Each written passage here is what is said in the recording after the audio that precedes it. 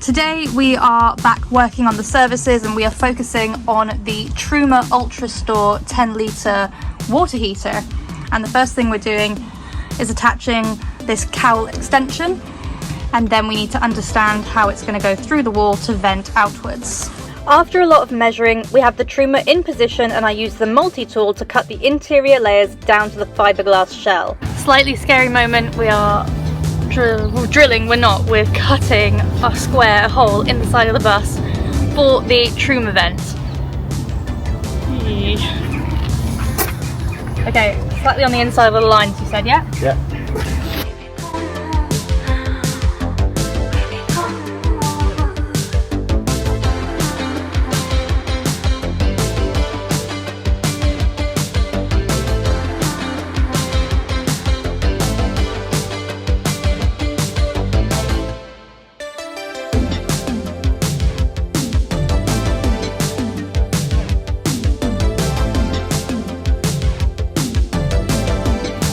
Can you pop it out from the inside? Ah! There we go. That's a hole. That's quite a nice hole, isn't it? And that's quite neat and tidy. If you've got to put a hole in the side of your bus, it's not a bad one, is it? Cool. I mean, I don't think they come much better than that, Jerry. Brilliant. It wants to come out. It says it wants to protrude 5mm, which is approximately that. And there is our beautiful hole on the inside. The Truma is in place on the inside. Don't know if you can see. The cowling goes through the wall. Here's what it looks like on the outside.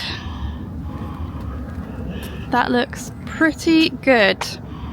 I'm pretty happy with that. I don't think we could have done better. To allow for air circulation around the water heater, as well as space for all the water lines and wires, Jerry and I build a small table for it to sit on.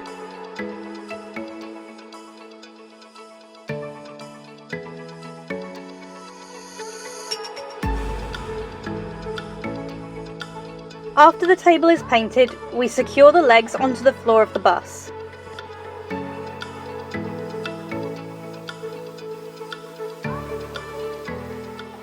Then goes the top, and on goes the Truma.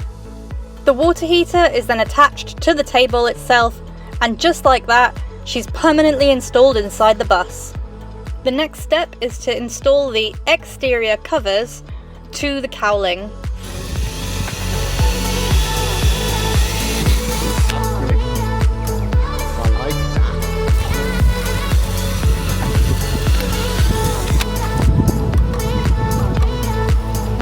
Sealant is on.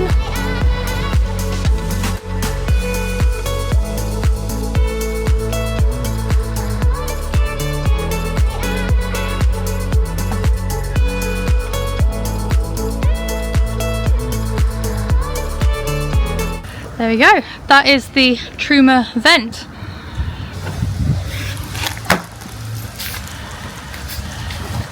Welcome back to another evening on the bus, and I'm really excited because I just want to show you where we've kind of ended up with the garage area, because this is, as you know, what we've been working on for a while. So it's actually looking quite clean and tidy at the moment. On this side is going to be our electric wall. Now, we haven't done a lot with the electrics yet, but we've got the big battery system and we've got our solar panels all connected up, which is working amazingly. As we move round, that's our water pump and accumulator, which is actually now attached to the freshwater tank, which is undermounted under the bus.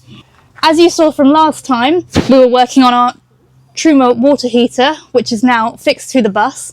I went with a Truma Ultra Store 10 litre water heater, and I know that there's lots of other options of more instant water heaters, but I decided to go with the Truma because it's a sort of tried and tested brand, and it didn't have as many issues with freezing and needing repair as some of the other brands like the iMass that I looked at. So potentially down the line, I might look to upgrade or change to something more instant, but for the moment, I'm really happy with this one.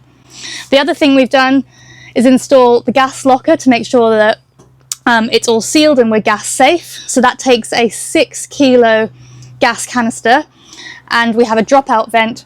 That's where we're at the moment, and I'm really excited because today Jerry and I are going to be running the gas lines and connecting the gas tank to the Truma water heater, which means we are one step closer to being able to test out the Truma and get to the point where we have water, running water, and potentially running hot water, so that we can then move on to finishing the shower. Before we jump into those jobs, I quickly run some spray foam around the water heater cowl to ensure we have an airtight seal.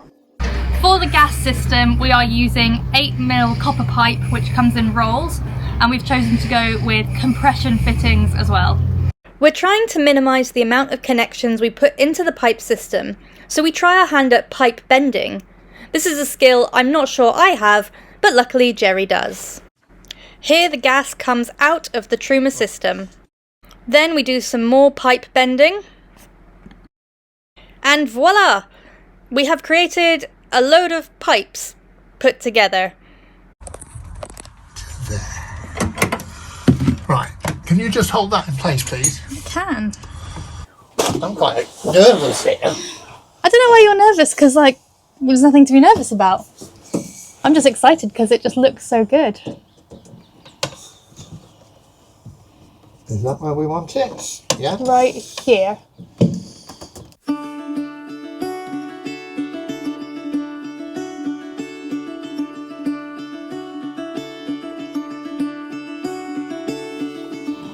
Like that. My little button. It's a very pretty gas pipe run.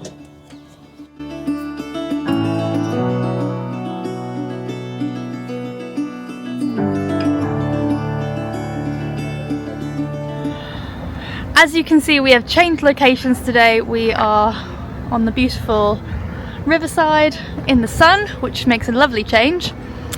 And we are back working on the gas in typical Amy and Jerry fashion. Good lord. We have removed the gas piping that we did on Tuesday because we now want to change it because we've had a better idea of how to do it. So as per usual with us, we do something, we do it quite well, and then we think about it and think about a better way of doing it, and then we go back and redo it. Nobody needs to see us redoing everything that you just saw, but basically we are lowering the gas pipes to allow for better runs of the electrics above the gas. Most importantly, we have my neighbour come round, who's a gas safety engineer, and check all of our connections and ensure that everything we've installed is completely safe and there are no leaks.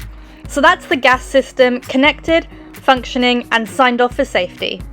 When we come to installing the kitchen, we can easily continue the copper piping along that back wall to connect to the oven. Now we've got the gas sorted, it's time to run the water lines. Connecting them to the Truma is a bit fiddly because of where the connections are, and there are also 2 drains that need to go through the floor. Where we can, the hot and cold water will run inside the bed wall to maximise space in the garage and prevent them from being accidentally knocked. The water pipes are now connected from the pump to the water heater, as well as to where the kitchen will be and all the way up to the shower. It is Sunday morning, and after the absolute on fireness of us yesterday, where we managed to do so much, we managed to get all the gas I was going to say wired. What's it called, Jerry? Not wired. Plumbed in. We managed to get all the gas re-plumbed in, and now today we're focusing on the shower waste, and then we can ply line and get the shower inside of the shower done. So there's a lot happening. We had a bit of a mare already because plumbing is not our big thing, and we couldn't get pipes that were fitting in our compression connectors. But luckily Simon has come to the rescue because he's a bit of a plumbing aficionado and he had a whole bag of things, and we've managed to do what we need. So hopefully... An aficionado? Aficionado. What? a fish? Is that a restaurant or something? This is what I have to put up with, honestly. Anyways, we're really excited because we are going to get this shower waste plumbed in and we're going to do the shower! After a bit of drilling, we finally get a hole through the floor of the bus to fit our shower waste.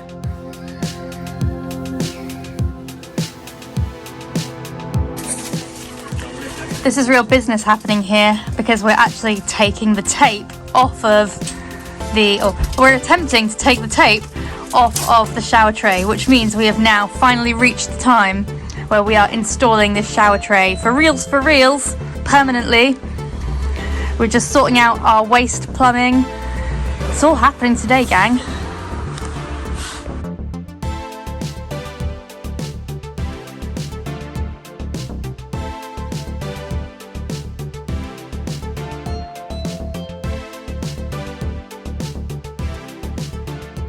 Once the shower waste has been plumbed to the undermounted wastewater tank and the shower tray put permanently into place, we move back to working on the shower walls.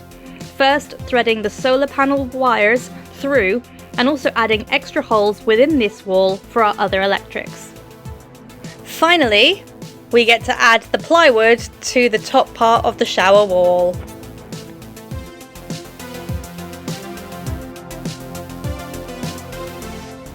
As you can see, it has been another belter of a week. I'm not sure what we've been on, but things are flying, which is just amazing. I can't believe we are so close to having running water, hot water, and we are so close to finishing the shower.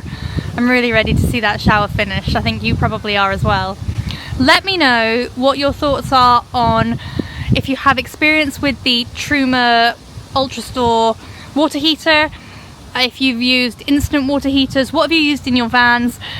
What's been your experience? I'd love to hear.